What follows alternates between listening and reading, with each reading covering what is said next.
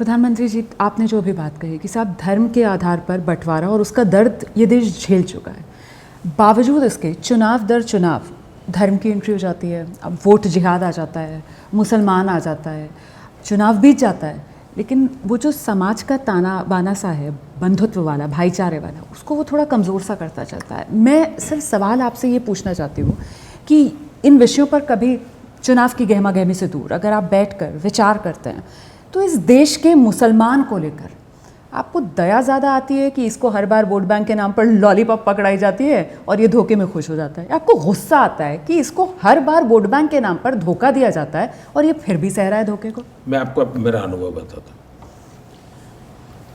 मैं उस दिन बहुत चौंक गया था जिस दिन देश के एक प्रधानमंत्री ने लाल किले से कहा। हमारे यहाँ पहले प्रधानमंत्रियों की लाल किले से बोलने की स्टाइल थी, हिंदू, सिख, ईसाई ऐसा बोलते थे, वर्णन करते थे। मैं हैरान हो जाता था, ये सबका अलग आइडेंटिफिकेशन किसको एड्रेस कर रहे हो तुम? क्या देश का प्रधानमंत्री ये नहीं कहता मेरे प्यारे देशवासी?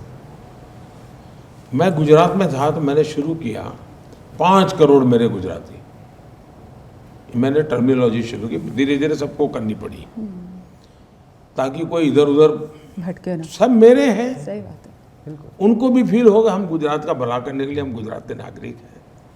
ये वातावरण मेरे यहाँ भी मैं 140 करोड़ मेरे देशवासी बोलता हूँ। शुरू में आया तब 120 करोड़ देशवासी बोलता था। हमने अपनी भाषा टर्मिनोलॉजी में एकता की तरफ जोड़ना चाहिए। आपने देखा होगा मैंने सरदार वल्लभ भाई पटेल का स्टैच्यू बनाया है और मैं तो चाहूँगा कि आपके एबीपी की कोई बड़ी मीटिंग वहीं करनी चाहिए आप लोगों ने। जी देखेंगे ये दुनिया का सबसे बड़ा है, वो तो एक बात है, लेकिन उसमें नाम रखा स्टैच्यू ऑफ यूनिटी। क्यों? तो सरदार साहब के साथ देश की एकता का मुद्दा जुड़ा हुआ है और मैं मानता हूँ कि एकता ये भाव निरंतर चलता रहे। अभी मेरी सरकार ने एक योजना बनाई इस बजट में 50 साल के लिए विदाउट इंटरेस्ट स्टेट को हम पैसे देते हैं ताकि आप अगर कोई डेवलपमेंट, उसमें एक मेरी योजना ये, अगर आप हर राज्य के कैपिटल में एकता मॉल बनाते हैं, एकता मॉल के पीछे मेरी कल्पना है उस एकता मॉल में हिंदुस्तान के हर राज्य की हर चीज़ अवेलेबल होनी चाहिए। यानी मुझे लखनऊ के एकता मॉल में गया और मुझे केरल की चीज़ चाहिए तो वहाँ मिल जाएगी। एकता का भाव बनना चाहिए। हम विघटन का भाव बना रहे हैं। जहाँ तक आपने जो चिंता व्यक्त की, ये चिंता सही है। वोट जिहाद, कोई मदरसा से निकला हुआ कोई मौलवी बोल देता तो अभी भी मानते कि चलो भाई इसकी शिक्षा दीक्षा से। एक हाईली क्वालिफाइड फैमिली से वोट जिहाद की बात निकलती है तब चिंता बढ़ जाती है, कि ये गलत रास्ते पे जा रहा है। ये ऐसा होना नहीं चाहिए। कोई छोटे मोटे लोग इधर उधर बोलने वाले कहीं पर भी मिल जाएंगे तो मैं उनके लिए शिकायत नहीं करता। और शाही परिवार के निकट परिवार, हाईली क्वालिफाइड फैमिली, उसने ये रास्ता अपनाना ये चिंताजनक है। तीसरी बात है, मैं अपना गुजरात का एक अनुभव बताता हूँ।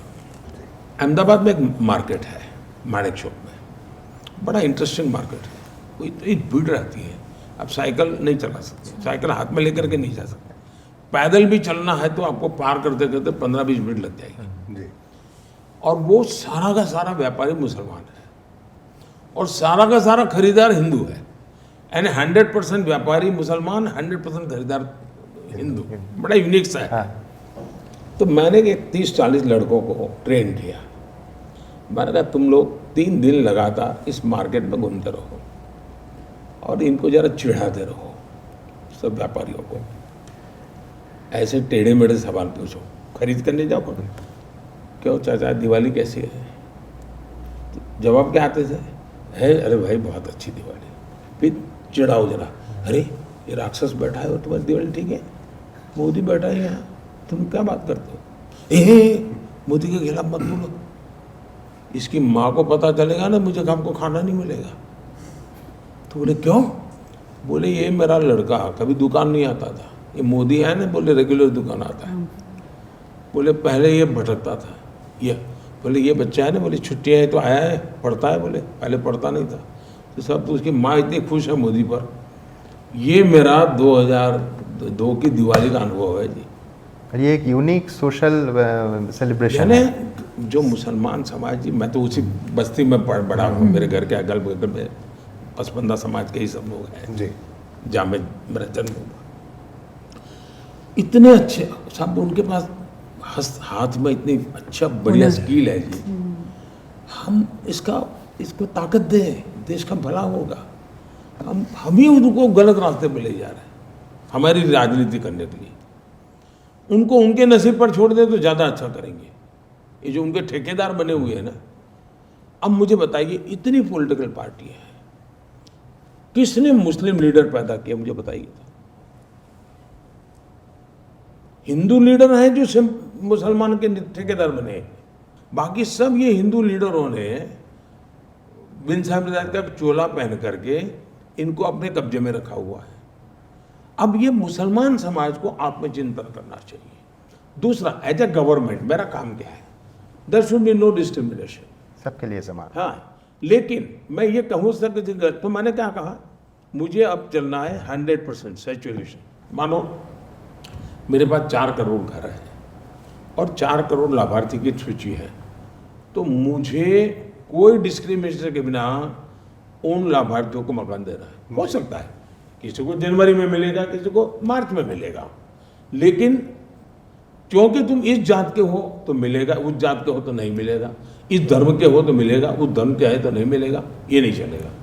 दूसरा, मैं जब 100% सैचुरेशन कहता हूँ तो सामाजिक न्याय की गारंटी है। मैं जब 100% सैचुरेशन कहता हूँ तो सेकुलरिज्म की गारंटी है।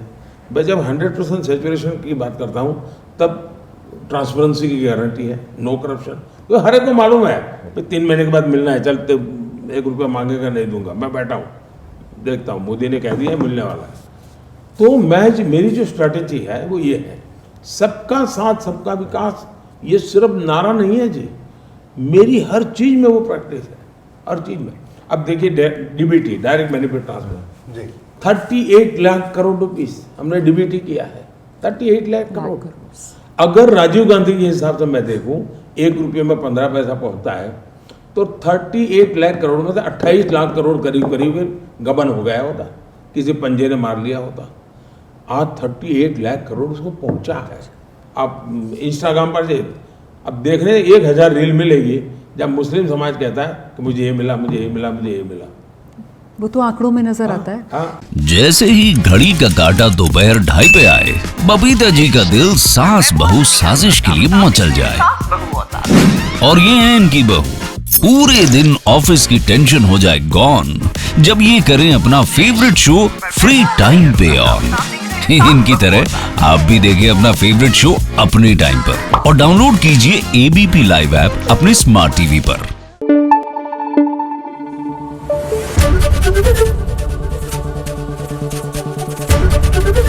एबीपी न्यूज आपको रखे आगे।